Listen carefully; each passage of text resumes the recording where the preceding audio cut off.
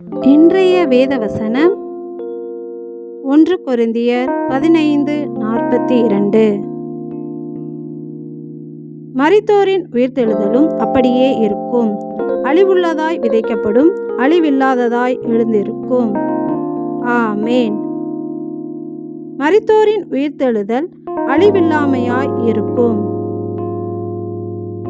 இப்படி நாம் அழிவில்லாத நித்திய ஜீவனை பெற அழிவுள்ளதாய் விதைக்கப்பட வேண்டும். அதாவது பாவம், சுயம், இச்சை போன்ற மரணத்திற்கு ஏதுவான காரியத்திற்கு சிலுவையில் மரித்து, விசுவாசம், அன்பு, சமாதானம், சத்தியம் என நித்திய ஜீவனுக்கு ஏதுவான நீதியில் உயிர்த்து அழிவில்லாமையாய் எழ வேண்டும். இதுவே தேவனுக்குள் உயிர்த்தெழுதல். எங்களை அழிவில்லாமையாய் உயிர்த்தெழச் செய்யும் எங்கள் நல்ல ஆண்டவரே, உமக்கு நன்றி செலுத்துகிறோம். நன்றி.